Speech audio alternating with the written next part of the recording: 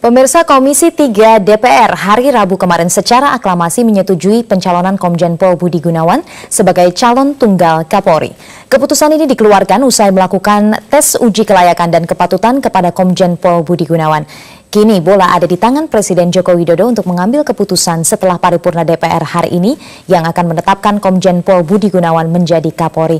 Kami akan membahasnya bersama dengan dua orang narasumber yang sudah hadir di sini. Selamat pagi Bapak-Bapak. Selamat pagi. Saya perkenalkan terlebih dahulu Komisioner Kompolnas Bapak Syafri Adi Cut Ali. Selamat pagi Pak Syafri, dan juga pakar hukum pidana Asep Iwan Iriawan. Kang Asep, selamat pagi. Selamat pagi. Kita akan bahas topik yang masih hangat diperbincangkan oleh publik. Namun sebelumnya kita simak dulu pemirsa informasi terkait Presiden yang menunggu hasil paripurna DPR yang resmi menerima Komjen Pol Budi Gunawan menjadi Kapolri. Apakah langkah Joko Widodo selanjutnya? Berikut ini.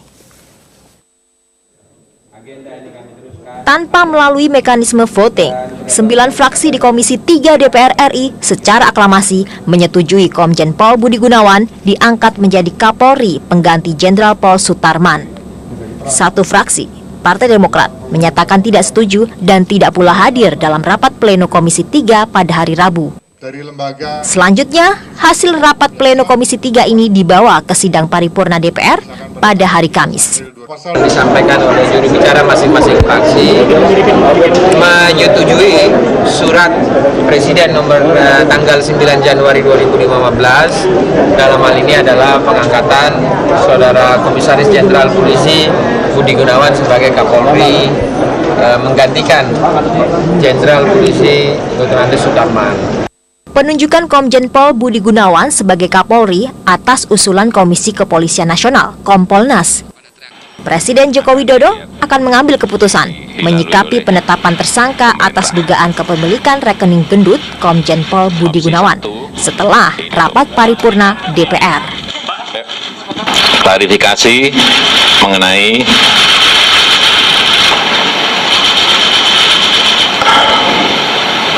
rekening, dan di sini disampaikan hasil penyelidikan disimpulkan bahwa transaksi itu adalah transaksi wajar. Ini saya pegang. Kemudian kita buat surat, disampaikan ke Dewan usulannya.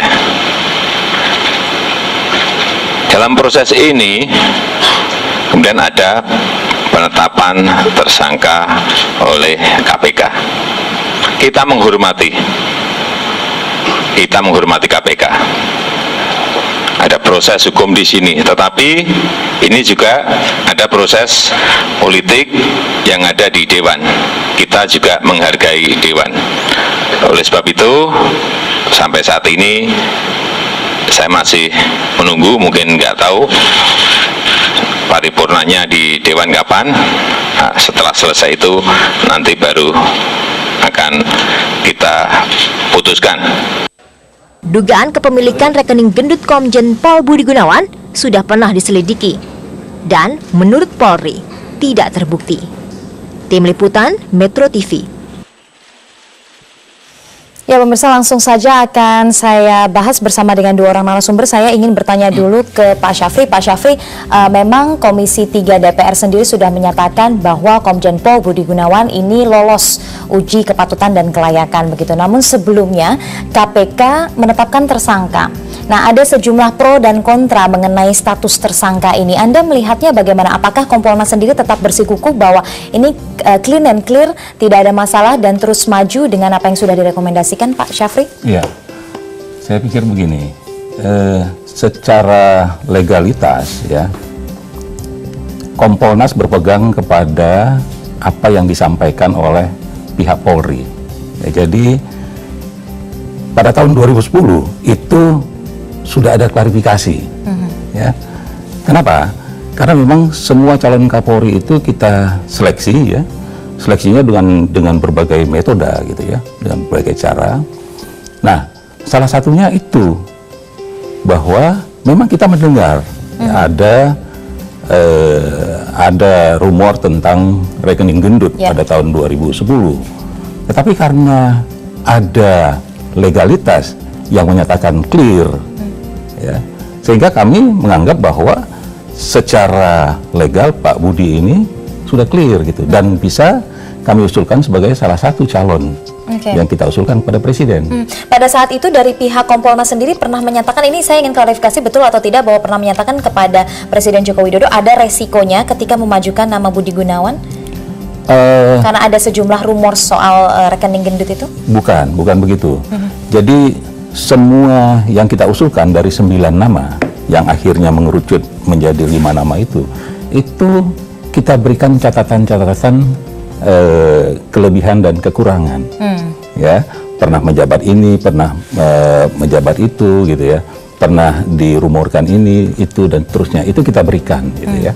Tetapi pada dasarnya semua yang kami sampaikan kepada Presiden itu, siapapun Presiden akan menunjuk salah satu di antara itu prerogatifnya Presiden, dan itu kami anggap layak. Gitu. Kompolnas anggap sudah layak begitu ya. Nah, Kang Asep, saya ingin bertanya kepada Anda, uji kepatutan dan kelayakan akhirnya Komisi 3 DPR sudah memutuskan lolos uji begitu. Anda melihat ini bagaimana jika dikaitkan dengan status tersangka secara hukum, unsur legalnya bagaimana sampai akhirnya keputusan DPR begitu, ini masuk akal atau tidak secara hukum? Ya, gini, ini ada dua hal yang harus kita lihat, kewenangan dan prosedur ya. Nah, sekarang ada kewenangan KPK menetapkan orang siapapun menjadi tersangka sampai dia menyaksikan kepada pengadilan. Itu hak KPK, kita hormati, itu prosedur. Prosedur of law-nya adalah itu. Siapapun menurut keyakinan KPK jadikan tersangka. Di lain pihak ada undang-undang mengatur undang-undang kepolisian, yaitu kewenangan di mana Presiden bisa mengajukan Kapolri. Nah, di situ di pasal 11 diatur bahwa pengangkatan Kapolri harus dapat persetujuan DPR. Artinya ketika DPR bisa menyetujui, bisa menolak dengan alasan, sekali lagi. Nah, ketika ada prosedur DPR, kalau lihat kemarin adalah menyetujui, ya itulah kita hormati. Ya, KPK juga di lain pihak bisa menetapkan siapapun jadi tersangka. Ketika juga DPR juga punya kewenangan karena asal permintaan persetujuan Presiden mengangkat Kapolri, ya itulah prosedur hukum, itu norma hukum yang harus kita pegang.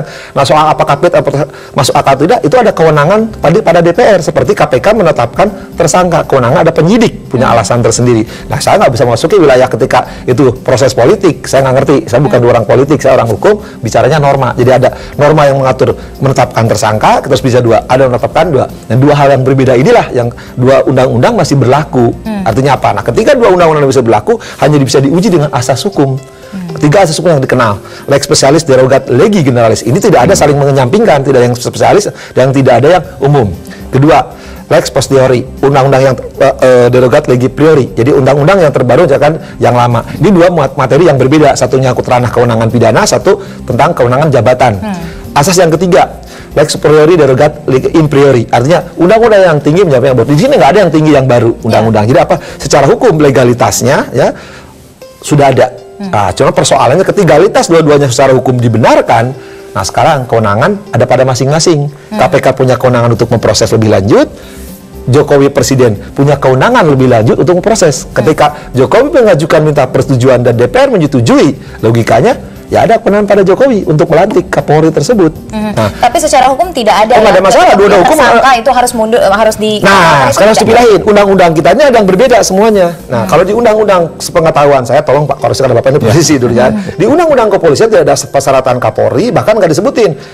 Misalkan calon Kapolri setelah tersangka, terdakwa atau berarti tidak ada ketentuannya. Kita ambil simpel. Di undang-undang pilkada misalkan kepala daerah ditetapkan sebagai terdakwa nonaktif, itu ada ketentuannya. Nah, sekarang kita katakan kita bicara hukum, bicara norma hukum. Sepanjang hukum tidak mengatur, orang tidak seperti saya orang hukum tidak boleh bicara di luar hukum. Nggak ada. Jadi undang-undang sekarang katakanlah nanti kan ujungnya kan KPK jadikan tersangka, DPR sama Presiden akan jadi Kapolri. Ujung kalimatnya kan Kapolri yang status tersangka. Nah, apakah status Kapolri status tersangka di undang-undang kepolisian ada? Nggak ada. Nah, jadi betul ya Pak? Tidak ada ya Pak? Ini. Kalau sebagai tersangka, ya, kalau pada saat menjabat sebagai Kapolri, dia bisa diberhentikan. Kalau calon nggak ada kan? Kalau calon tidak ada. Kalau calon nggak ada.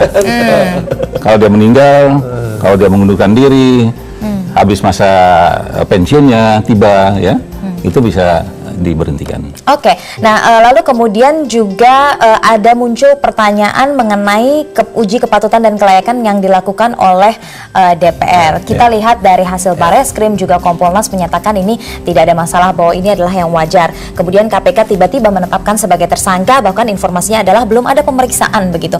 Nah, Kompolnas sendiri melihat ada sesuatu yang janggal atau tidak Pak dalam hal ini? Saya tidak ingin masuk kepada masalah-masalah seperti itu ya, karena ini kan kewenangan dari KPK sepenuhnya untuk menetapkan seseorang menjadi tersangka atau tidak. Nah, tetapi saya ingin mengajak begini, kita harus melihat, kita jangan terjebak kepada polemik tentang tersangka atau tidak, bersih atau tidak, tetapi coba kita lihat ke depan ini, tantangan Polri ini sedemikian besar. Ya, banyak sekali permasalahan di Polri ini yang harus dibenahi. Nah, yang kita cari itu adalah seorang pimpinan yang mampu untuk membenahi itu semua. Ya, jadi bukan orang yang ini begini, ini begitu, tidak, gitu ya. Siapa yang mampu untuk membenahi Polri sekarang ini? Saya ingat ya, sudah sejak zaman Kapolri Pak Awaludin, ya, itu ada pola pembenahan Polri. Kenapa? Pada saat itu sudah disadari sebenarnya ada banyak kelemahan, ya, ada banyak komplain tentang Polri ini. Nah, dilakukanlah pembenahan. Tetapi sampai hari ini komplain itu masih tetap ada saja. Berarti tidak ada perubahan signifikan. Berarti kan ada kepemimpinan yang mungkin kurang pas gitu ya. Nah, kita cari siapa nih orang yang paling tepat untuk itu. Jadi kita jangan terlalu terjebak kepada ini, itu dan seterusnya. Saya berpikir ke depan ini siapa sih yang patut untuk memimpin Polri? Itu ya sebetulnya, Mbak. Oke, nanti saya ingin tanyakan juga kepada Kang Asep, ada pernyataan bahwa tidak ada pemeriksaan sebelumnya, kemudian juga kenapa momentum atau waktunya bertepatan sekali pada saat akan fit and proper test. Saya tidak akan bicara soal Kang Asep mengomentari politik, tapi dari segi hukumnya, ini ada yang salah atau tidak, wajar atau tidak, kita akan bahas setelah jeda berikut ini pemirsa. Tetaplah bersama kami di Bincang Pagi.